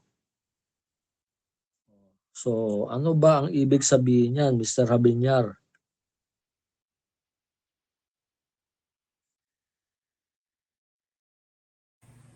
Parang yung curve po, sir, tatama po. Ano? Yung curve po, sir, parang tatama po sa x-axis. Oo nga, kung saan tumawid sa x-axis. Kunwari, ito yung y-axis mo, ito yung x-axis. O, bawa, ito yung curve mo. O, saan siya tumawid sa x-axis? Dito. O, paano mo hahanapin ngayon yan? Eh, hindi binanggit yung lokasyon. Basta doon lang daw sa kung saan tumawid yung curve sa x-axis. Anong information ang makukuha mo dyan na makakatulong sa paghahanap ng point?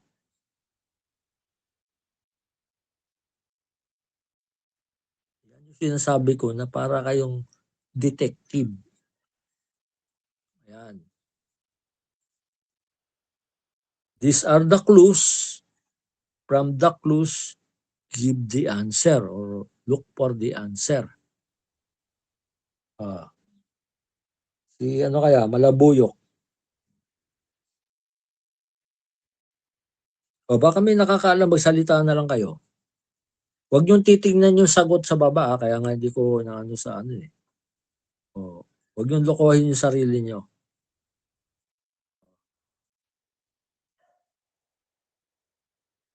Ano ba yung equation ng x-axis? Ano ba equation yan? Yun lang ang kasagutan dyan eh. Ano yung equation ng x-axis?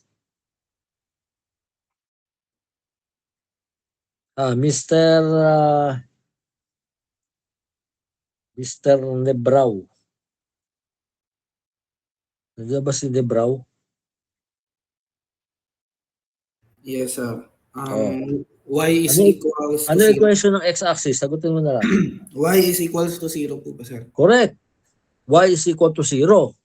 Oh, so therefore, para makuha ko yung x, ano gagawin ko? Kasi alam ko, lahat ng points sa x-axis, ang ordinate niya ay 0. Diba? 0, 0. Oh, 1, 0. 2, 0. 3, 0. 4, 0. Kaya sigurado na ako na yung y ko ay 0. Kahit ano pang point yan. As long as it is in the x-axis, ang ordinate niyan ay 0. Ang kailangan ko lang malaman ngayon ay yung value ng x. So anong susunod kong gagawin?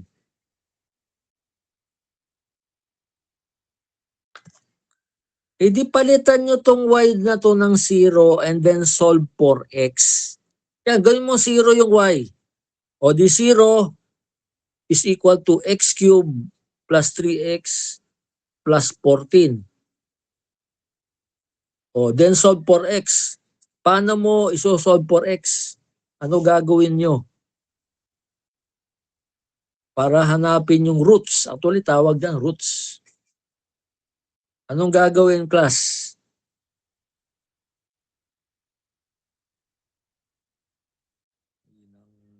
Math nyo, class? Ano ba yan? O, ikaw, Amoroto. Carl. Sir, Anong gagawin mo para makuha mo yung value ng x dito? Ha? Hindi mo alam gagawin?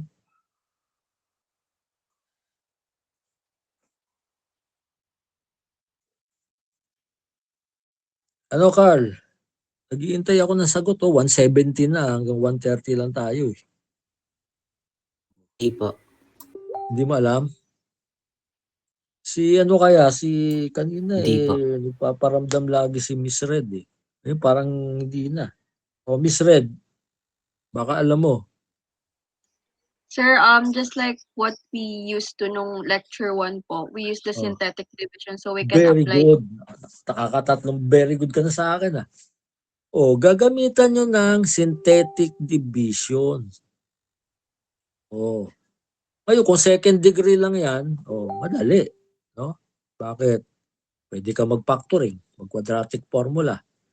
O. So, ibig sabihin yan, tatlo ang possible na na intersection. Yung, kunwari, parang tatlong beses siya tatawid. Pero hindi ibig sabihin nun, automatic x cube tatlo. Okay? Pwede kasi isa lang, kasi cubic yan eh. So, ang itsura ng cubic kasi pwedeng ganito. Yan, tatlo yan. Pero pwede rin naman na ganito. dalawa lang yan.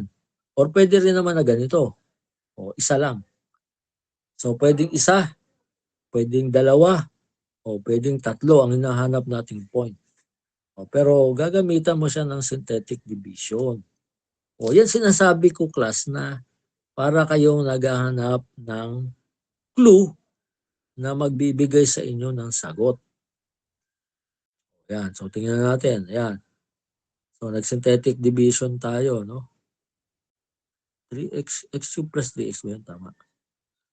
Okay, equate na sa 0. Ayan, nag-synthetic division. Ang nakuha nating value, -2. Although, siyempre, pag sa actual yan, hindi mo naman agad-agad yan makikita eh. No? Parang pagta-trial error ka. Hanggang may remainder ka na 0, dapat ang remainder ay 0.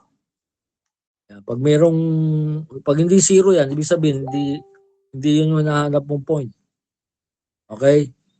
Ngayon, kung may nakuha ka ng isang value, yan, -2, nakuha mo na. Yung natira, either check mo kung may possible values pa, no?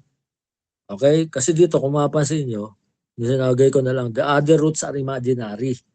So, paano ko nalaman na the other roots are imaginary?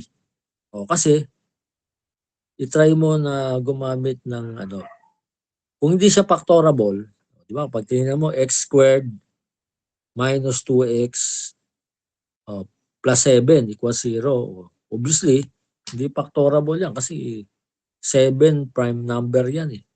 7 and 1 lang ang pwede. Tapos ang middle term mo, 2x. -2. So, hindi. So, ang obvious na magiging dyan ay yung pagkuha ng value by quadratic formula. Ngayon, bakit kailangan kunin yun? Kasi, sabi ko nga kanina, posibleng 3 sagot dyan eh. So, kung hindi mo masolve by ordinary simple factoring, baka naman yung value ay hindi eksakto, hindi siya integer.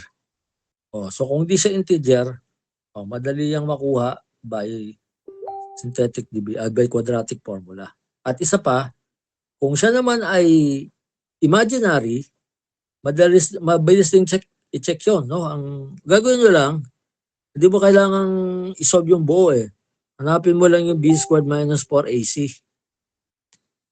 Yan, ang tawag yan, discriminant. No? So, ang a natin 1, ang b mo -2, ang c natin 7. So, palit mo yung -2 squared, 4. Minus 4 times ang a mo 1, then ang c natin 7. So, ano value niyan? 4 minus 28. Ano value?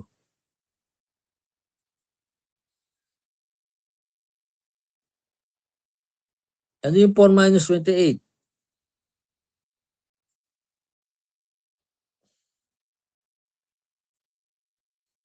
Kaklas?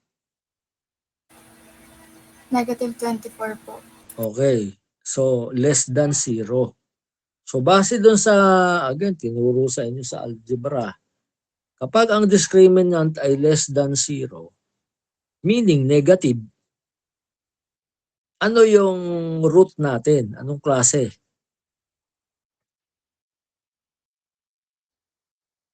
Anong klaseng number?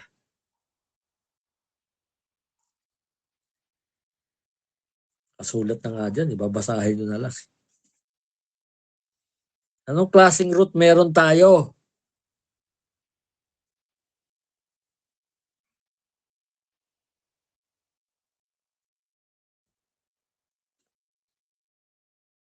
Mr. Pangalan ito? Cardon. Acerdon. Imaginary po. Acerdon. Imaginary po, sir. Kung pala, ba't di ka nagsasalita? Kasi nga, doon sa quadratic formula natin, di ba yung buong formula, x is equal to negative b plus minus square root of b squared minus 4ac all over 2a. Yan yung quadratic formula. So, tinetest lang natin kung ano yung value ng discriminant. Kasi kung ang value ng discriminant nyo ay 0, kumari lumabas 0, ibig sabihin, isa lang yung inyong root na real. Kasi mauulit lang yun eh. Yung Bukod pala dito sa negative 2, may isa pa. May isa pa na galing dito kasi magsisiro yan. Okay, ngayon, kung greater than 0, yung value mo, meron pang dalawang real roots. So, hahanapin mo pa yon. Yan, papalit mo sa formula. So, may gagawin ka pang paghahanap dun sa dalawa, no? Kasi, ang nakuha mo pa lang naman dyan, yung b squared minus 4ac. So, pag greater than 0 or positive, yan, ipapalit mo siya doon sa formula. Ngayon, kung kagaya nito, less than 0, ang ibig sabihin niyan, square root ng negative number. Di ba? Kasi b squared minus 4ac, nakapaloob yan sa square root eh. So, kung negative yung b squared minus 4ac mo, square root of a negative number ang makukuha mo, which is imaginary. So, hindi mo na kailangang hanapin. Kasi, ang hahanapin nyo lang ay yung real root. So, yung imaginary root, wala na. Hanggang doon na lang yon. Hanggang description na lang. The other roots are imaginary. Okay, hindi mo na hahanapin yung value ng y doon. Ay, hindi. Yung value ng y nga natin 0. Okay, so pagkakuha mo na lang ng x, ayan, palit mo na. Ngayon, kung tatlo yung nakuha mong x, lahat yon papalit mo doon sa y prime. Ibig sabihin, tatlo yung tangent lines nyo na nagsasatisfy ng ganong condition, meaning tatlong beses tumawid yung curve, no? Kaya tatlo yung sagot mong slope. So dito, isang beses lang siyang tumawid. So therefore, hanapin mo yung slope at that point and that answer is 15. So marami pang ganitong forma ng problem. Itutuloy natin yan after the quiz. At yan yung part ng quiz number 2 nyo. Yung mga iba pang application. Yan. So hanggang dito sa basic formula, ang coverage ng inyong quiz ha. Kaya medyo topics yan ay limits, evaluation ng indeterminate forms, yung 4-step rule, okay, solution of the derivative by the 4-step rule, yung discontinuous curves o discontinuities, at itong huli, solution of the derivative by using the basic formula. Ayan. So, kung i-rate natin yung 4 na quizzes ninyo sa degree of difficulty, I would say na yung quiz number 1, yan yung pinakamadali. Yan, kaya dapat ang expectation natin ay makuha nyo yan. Pakibukas na ang inyong mga camera for the class picture. Paki-open na para mapabilis. At hindi pa ako nanananghalian class. Kasi magkasunod yung klase ko.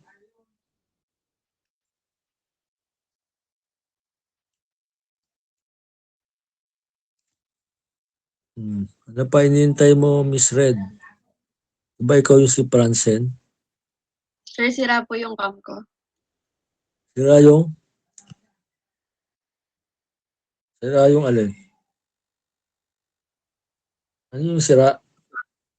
Yung camera po ng laptop ko. Palitan mo na yan.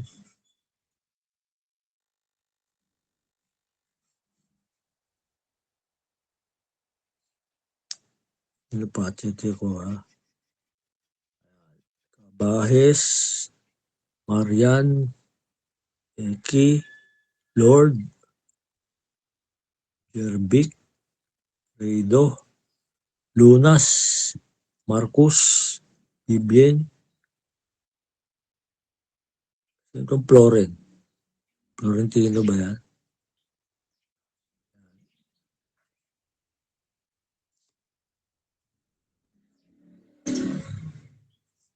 Check ko sa bandang babae.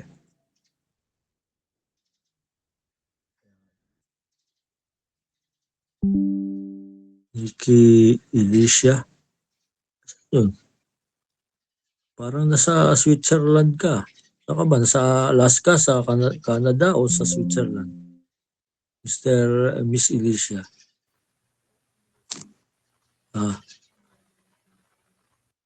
Alicia.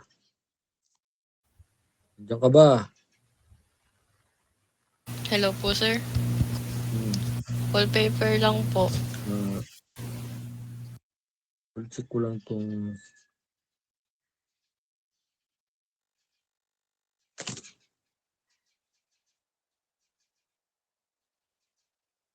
Sino ba taga-picture? Si Ruth ba? Taga-picture niya dati?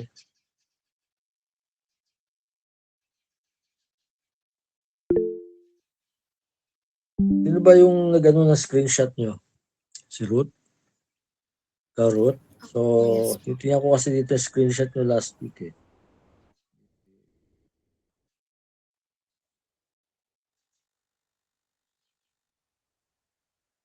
Medyo maliit kasi yung date eh. No? Medyo lakihan mo na ng konti. Tapos lagyan mo ng ano, yung section ninyo. Lagyan mo yung date. Sakto yung location eh, no? Sa baba, yung time. Then, yung date, yung ano, yung section. Kasi minsan, pagtingin ko, isa-isa ko pa yung pangalan bago ko ma-identify kung anong section eh. Sa ngayon, hindi pa ako familiar doon sa mga pangalan, kaya tinitingnan ko na lang doon sa petsa, anong araw. So kung may nakalagay na section niya, isang tingin lang, alam na agad. Okay, so i-stop ko na yung ano. So nakakuha na ng picture. Mag-countdown ka, Miss Ruth, para makaprepare sa... Ba't hindi ko makita si Ruth? Ano yung nakikita ko? Kesame ba yan? Ruth, Mary Ruth. Ikaw ba yung taga-picture? Po. Ha? Annalise Ruth po. Ito si Florence, nakasarado yung camera. Florence. Hindi ba to si Florence? Sir. Bakit naka-close yung camera mo? Sir, hindi po gumagana. Hindi rin gumagana? Yes, sir. Kailan yung gagana? Pag tapos na semestre. Pagganahin mo na sa sunod na face-to-face na online natin, ha? Yes, sir. Okay. Okay na ba, Ruth? Nakapag-picture na? 3, 2, Yan. 1. Dapat nakangiti, ha? -5 pag nakasimangot. Okay na po. Okay na. Sige. So, that's all for today. So, yung mga hindi pa nananghalian, katulad ko, kakain na tayo ng pananghalian. The rest, prepare for the first hurdle of your subject. Matagal-tagal pa naman, Monday pa naman. So, you have ample time to... Ba't umiiyak yung isa? Umiiyak eh. Ayan, si Clarence. Kung ikaw ay naiiyak, Clarence, ang suggestion ko, mag-submit ka na ng dropping form. Para hindi ka na makakaiwas ka na sa mga quizzes. Diba? Ganun lang kasimple yon. Hindi ka na nahirapan, hindi rin ako mahirapan. Okay, so kung wala na, that's all. So, see you next week. Kung may mga itatanong kayo, di tanong nyo. Thank you po, sir. Thank you, sir. Thank you po, sir. Thank you, sir.